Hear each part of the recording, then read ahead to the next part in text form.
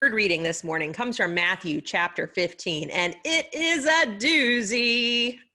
Get ready, everybody. Starting in verse 21, Jesus has been teaching and talking about clean and unclean, but I'm not going to read that part. So Jesus left that place where he had been teaching and went away to the district of Tyre and Sidon. Just then, a Canaanite woman from that region came out and started shouting, "Have mercy on me, Lord, Son of David. My daughter is tormented by a demon." But he did not answer her at all. And his disciples came and urged him, saying, "Send her away, for she keeps shouting after us." He answered, "I was sent only to the lost sheep of the house of Israel." But she came and knelt before him, saying, "Lord, help me."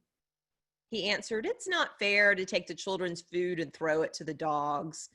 She said, "Yes, Lord, yet even the dogs eat the crumbs that fall from their master's table." Then Jesus answered her, "Woman, great is your faith. Let it be done for you as you wish." And her daughter was healed instantly. And may God bless the reading and the hearing and the living of this word. In the age of TikTok, YouTube, and iPhones, kids are amazingly savvy.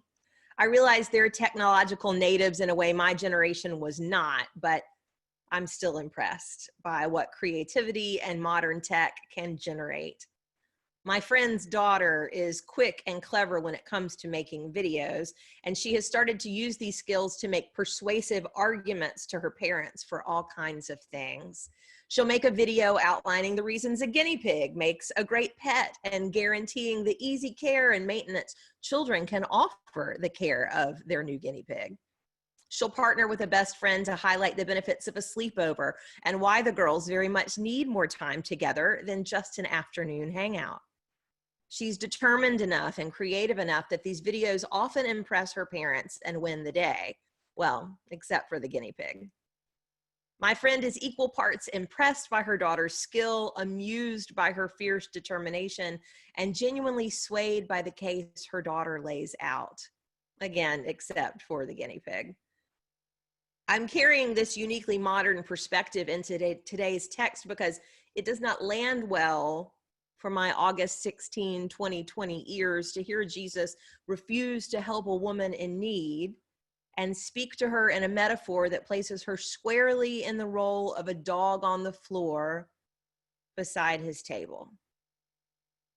I need to be in the mindset of a loving and delighted parent who is dazzled and amazed by her growing child, because I don't like hearing the words of Matthew 15 in a dismissive and disrespectful tone that Jesus initially seems to take.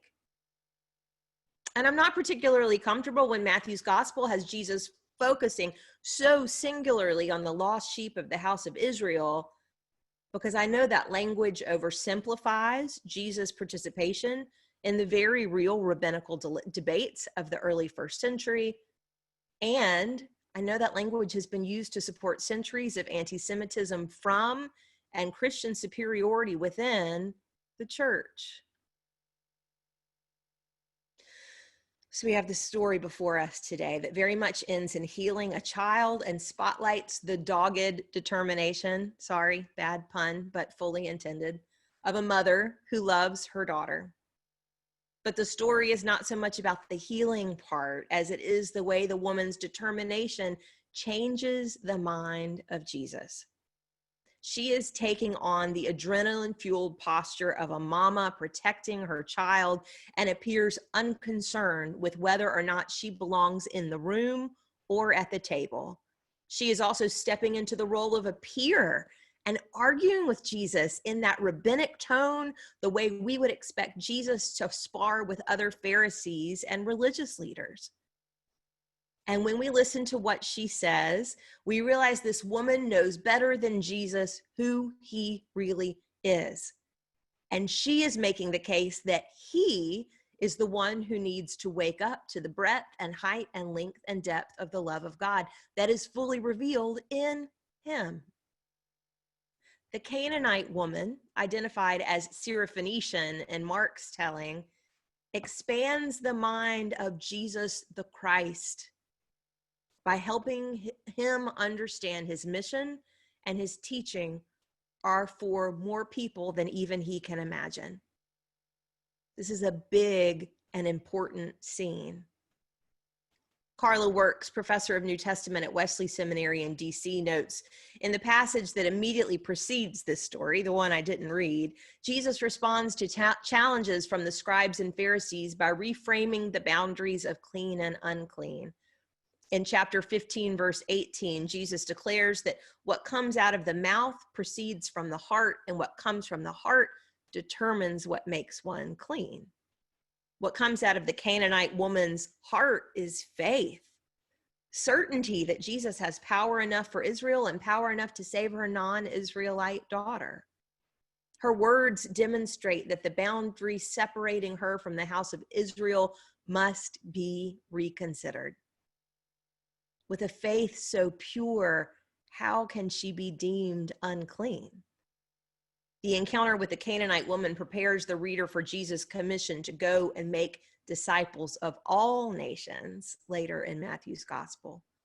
There's a conversation happening about a mother and daughter, but also about Jesus and the whole wide world. Likewise, there's a reading and listening audience in mind beyond the audience in the room and at the table with Jesus and this woman. It's helpful for us to remember that the woman is not the only one making her case in this text. The gospel writers were documenting the life and teachings of Jesus long after his death. In fact, these stories were finally written down even after Paul's letters circulated through the early churches. That means there are layers to this narrative of healing. This really isn't just about the daughter who was instantly healed, but about the mission of Jesus expanding beyond the bounds of a first century Jewish conversation into a broad perspective that is for all time and all people. And it is the outsider woman who expands the mind of the Christ in order to offer that broad perspective for all people. And thinking about the woman's determination changing the mind of Christ, I'm intensely impressed and inspired by how many times she won't take no for an answer. In verse 23, he did not answer her at all. Being ignored doesn't deter her in any way. Now she's just shouting after Jesus and the disciples, who very much want him to respond by sending her away. Instead, Jesus does speak. But he speaks to her to say, I was only sent to the lost sheep of the house of Israel. It's a second no. But now she knows she has his attention. She is in his presence. They have locked eyes. She kneels before him, a posture reserved for worship and deference to power. And she pleads her case directly to his face. At this point, Jesus says the food from the table isn't for the dogs. He's the table and the food and the seated guest, and she is the dog below. It hits me hard no matter how much exegesis I throw at it. But this woman, she isn't knocked off course by whatever Jesus is implying here. No, she pushes back on his understanding of himself, completely disregarding the insult in his message, because she knows the essence of what she is asking for is far more important than the insult, regardless of what his tone or intention, now lost in translation, may have been. Even dogs get crumbs, Jesus. You know better. And there is more than enough of your power to go around. There is more than enough of whatever direct line you seem to have to the divine to go around. There is a generative love in you that comes from the source of the entire universe. And that love can heal my daughter with still enough left over to go on and heal the whole world. Her words and posture seem to ask, how do you not know this about yourself? Jesus?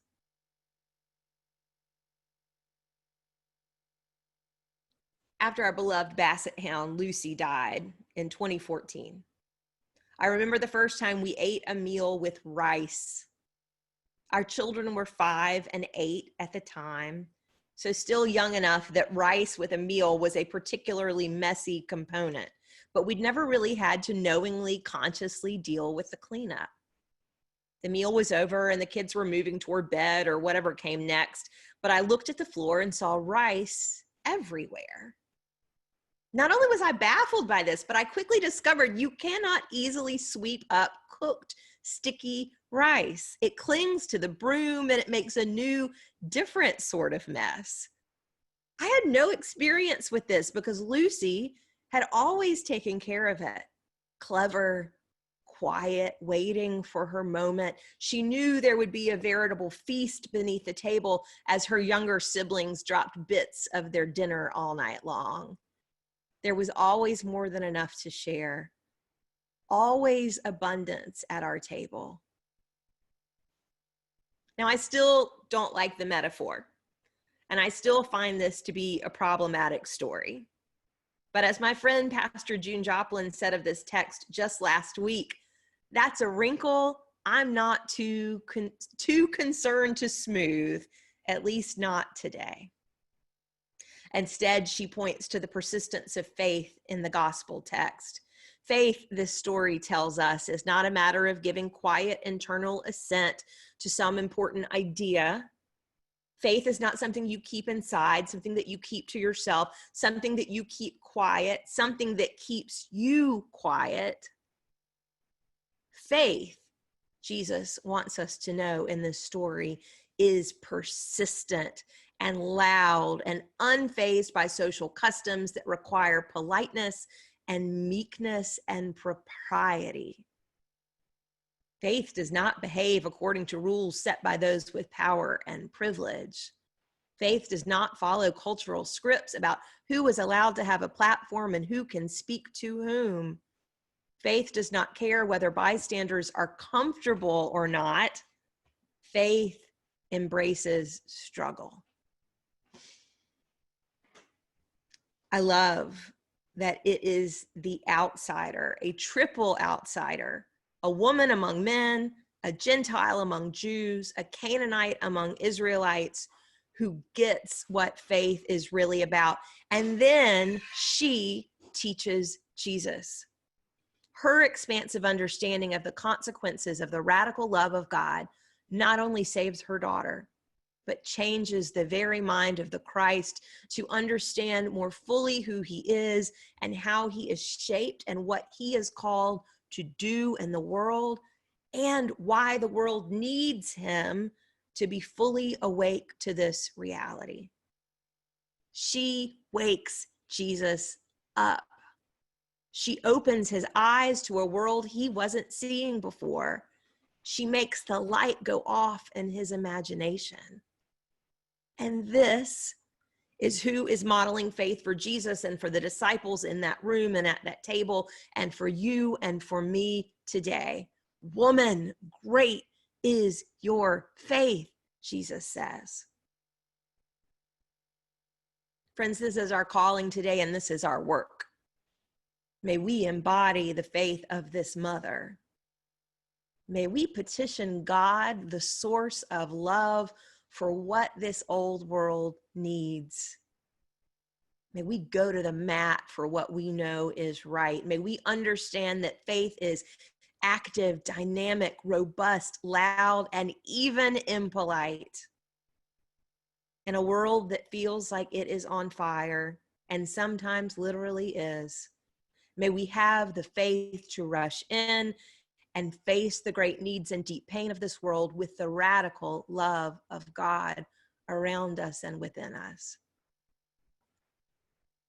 May we know this love of God because it has been fully revealed in Jesus the Christ, as seen and named by this Canaanite woman, a mother who loved her child, an outsider who understood we must be as bold in our living as we are in our praying.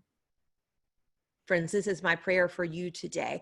May your faith be great. Amen.